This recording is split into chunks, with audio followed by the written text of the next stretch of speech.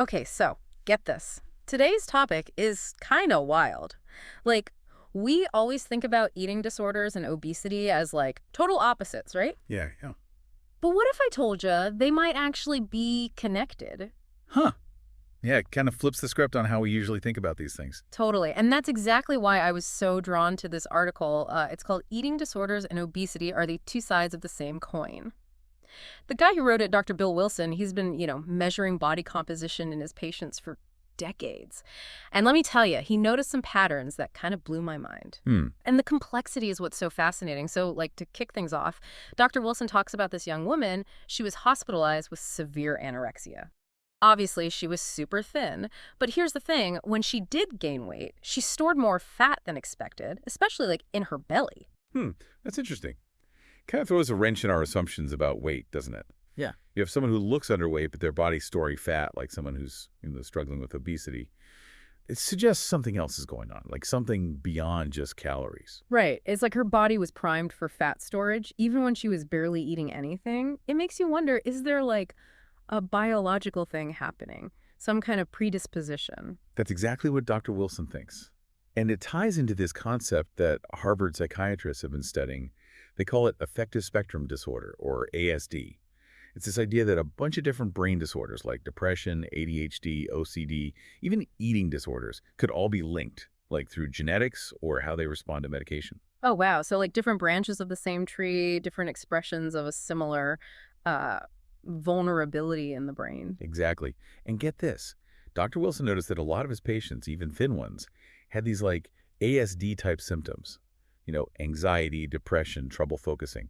And when you looked at their body composition, excess fat, especially around the abdomen. Wait, hold up. So we're talking about people who look thin on the outside, but could be carrying a lot of fat on the inside, especially around their organs? That's kind of scary. Easy to miss, you know? Yeah, it's like a hidden risk factor. Dr. Wilson calls it thin obesity, and it really shows how important it is to look beyond just weight and BMI. It's like this giant puzzle, right? Eating disorders, obesity, and all these other brain disorders may be linked in ways we never even considered. You got it. And the thing is, Dr. Wilson isn't just saying they happen together sometimes. He's saying there might be a common thread, a root cause.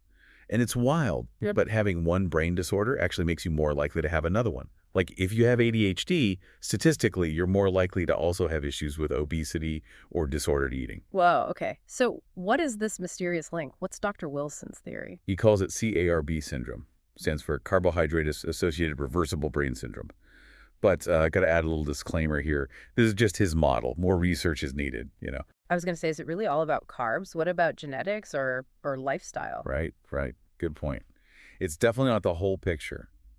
Dr. Wilson's not saying carbs are the only YR cause, but he thinks eating too much of certain carbs, especially fructose from sugar and like high fructose corn syrup and refined carbs from grains, could be a big factor, both in messing with your brain and storing fat. Okay, so how does that work? Is it like a double whammy? Yeah, you could say that. On a cellular level, those foods can screw with your insulin and make you store more fat. But here's the kicker. They might actually mess with your brain directly, creating this vicious cycle where your brain, because it's not working right, actually makes you store more fat. And the worse you feel, the more you crave those bad foods. It's kind of messed up. Wow. It makes you think about, like, how much power food has over us, you know? But how do we know those cravings are really that influential? Well, think back to that young woman with anorexia. At first, she said she didn't have crazy cravings for sweets and starchy foods.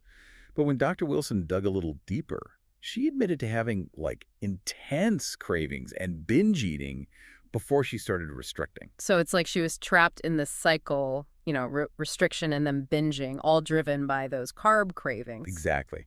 And it shows how eating disorders are way more than just willpower or vanity. There's a lot of biology involved. Those cravings are real, especially when your brain's already struggling. That's a really good point. I never thought about it like that. So if all these things are connected, how do we treat them? Is there any hope for breaking free? That's the million-dollar question. And we're going to dive into that in the next part of our deep dive. We'll talk about what Dr. Wilson recommends eating and how that might help both your body and your mind. Stay tuned. Okay, so we were just talking about this young woman with anorexia and how she had these crazy carb cravings before she started, restricting her food. It makes you wonder if, like, changing what she ate could have actually helped her. Yeah, that's a great question, and Dr. Wilson thinks it totally could have. So he started by slowly increasing her calories. But the important part is he really focused on what kinds of foods she was eating. He put her on this low-carb, moderate-protein, high-fat diet. So instead of just counting calories, he was like paying attention to the quality of the food. Exactly. He really emphasized healthy fats, Mm-hmm. like olive oil, avocados, nuts, that kind of stuff. Think of it as brain food, helping her brain function better. That's pretty different from what I'd imagine you'd feed someone with anorexia. I mean, most people would probably say just give them more of everything, right? Yeah, it definitely goes against a lot of what we think we know. But check this out.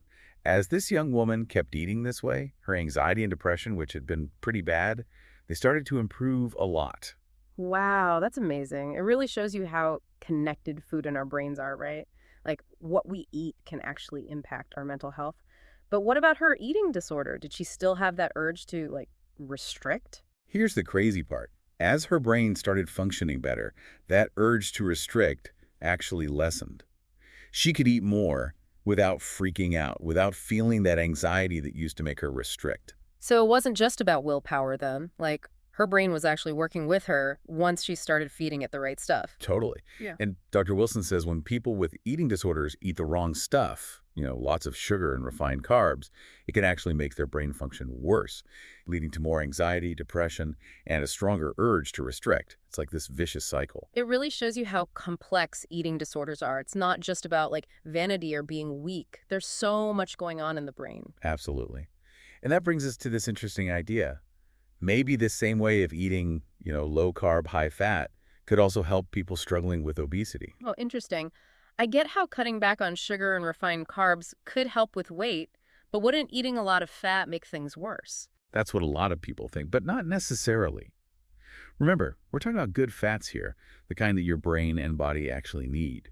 And by swapping out those refined carbs for healthy fats and protein, you're basically helping your blood sugar stay stable, so you don't get those intense cravings that make you overeat. Yeah. This CARB syndrome thing is fascinating, but I'm just wondering, has anyone disagreed with this theory, or is everyone on board? That's a good question. And it is important to remember that this is still a pretty new area of research, so we need more studies. But the initial findings are definitely interesting, and it kind of fits with what we're learning about how food affects our brains. Right. Instead of focusing on just eating less, which can make you feel deprived and end up backfiring, this approach is all about giving your brain and body what they need to feel good. It's about changing your biology so you naturally want to eat healthier. Okay, so let's get practical. What would a typical day look like on this low-carb, high-fat plan? Well, Dr. Wilson customizes things for each patient. But there are some basic principles, like he really emphasizes healthy fats. Think olive oil, avocados, nuts, fatty fish, even some saturated fat, like from grass-fed butter or coconut oil. Okay, so it's not like just bacon and cheese all day long. It's about eating good fats that actually help you feel full and satisfied. Right. And then he recommends moderate protein, mostly from things like grass-fed meat, chicken, fish, eggs. It gives your body the building blocks it needs without messing with your insulin too much. And I'm guessing cutting way back on refined carbs and sugar is a big part of it too. Exactly. It means less processed foods, sugary drinks, bread, pasta, rice, even some fruits that are high in fructose. Makes sense. It's all about avoiding those blood sugar spikes and those cravings that come with them. Exactly. It's about getting rid of those triggers that mess with your brain and your body. Does he ever recommend supplements, by the way, to help the brain even more? Oh, that's a good question. Yeah, I'm just curious. Does He does. He'll often recommend supplements that support neurotransmitter production and help reduce inflammation in the brain. Stuff like omega-3s, magnesium, some B vitamins. It sounds like he's really taking a holistic approach, looking at both the mental and physical sides of things. Definitely. He's trying to understand the whole person, Yeah. because the brain and body are totally connected. But there's one more piece to his approach that we haven't talked about yet. Oh, what's that? Exercise. People often overlook it, but Dr. Wilson thinks it's really important. Okay, I gotta admit, exercise isn't the first thing that comes to mind when I think about treating eating disorders and obesity, but I'm all ears. Why does Dr. Wilson think it's so important? Well, it's funny how we tend to put things in these separate categories, right? Like diet is for weight loss, therapy is for mental health, and exercise is just for, getting in shape. Yeah. But Dr. Wilson sees exercise as this bridge between all those things. I'm sensing a theme here. Everything's connected. You got it. He says exercise isn't just about burning calories or, like, building muscle. It actually has a huge impact on your brain, like how well it functions, how stressed you feel, even your mood. Oh, for sure. I always feel so much better after a good workout. Like, my head's clear, I'm in a better mood, it's great. But how does this apply to, like, actually treating eating disorders and obesity? So for people with eating disorders, exercise can be kind of tricky. It can get compulsive, Yep. and feed into those unhealthy thoughts about their body. Right, right. But Dr. Wilson thinks that when you approach it the right way and combine it with therapy and those dietary changes we talked about, it can actually be a really positive part of recovery. It's about finding that balance, I guess. Yeah. Using exercise to feel good, not to punish yourself. Exactly. And the type of exercise matters too. Dr. Wilson's more into things that are enjoyable and help you connect with your body, like yoga, dance, swimming, even just hiking in nature. I love that. It's more about how the movement feels rather than just trying to burn a certain number of calories. Yeah, it's about that internal shift. And that's super important for people recovering from eating disorders. They need to rebuild that healthy relationship with their body, both with food and movement. Okay, that makes sense. Now, what about exercise for obesity? Is it just the whole calories in, calories out thing? Not really. I mean, yeah, you burn calories when you exercise, but Dr. Wilson sees it as more than that. He talks about how exercise helps your body use insulin better, which can help with those cravings for high-carb foods. Oh, interesting. So it's not just about burning calories directly. It's about changing how your body processes those calories, making you less likely to overeat in the first place. Exactly. Plus, we can't forget about the mental health benefits. We were saying how exercise can reduce stress. And we all know that when we're stressed, we tend to make worse food choices. So exercise can actually help break that cycle. This is all really interesting. It seems like Dr. Wilson's approach is all about getting to the root of the problem, not just treating the symptoms. It's about understanding how the brain, the body, and our environment all work together. That's a great way to put it. It's not about finding a quick fix. It's about building a lifestyle that supports your overall well-being. Well, this deep dive has definitely given me a lot to think about. We've covered so much. Affective spectrum disorder, CARB syndrome, the importance of exercise. It's clear that eating disorders and obesity are way more complex than we often realize. It's been really thought-provoking conversation, hasn't it? What's exciting to me is that it challenges us to think outside the box, to consider new possibilities. For sure. It makes you wonder if we've been too focused on the symptoms instead of looking at the bigger picture. Maybe Dr. Wilson's approach can help us find better, more effective solutions. I think so. It definitely gives us something to think about. And that's what I love about these deep dives. They spark curiosity, challenge assumptions, and encourage us to, explore new ideas. So to wrap things up, I have a question for our listeners. Could changing what we eat and exercising in a way that feels good actually play a much bigger role in treating these conditions than we thought? Could it even help with other brain disorders? It's a great question and definitely worth thinking about.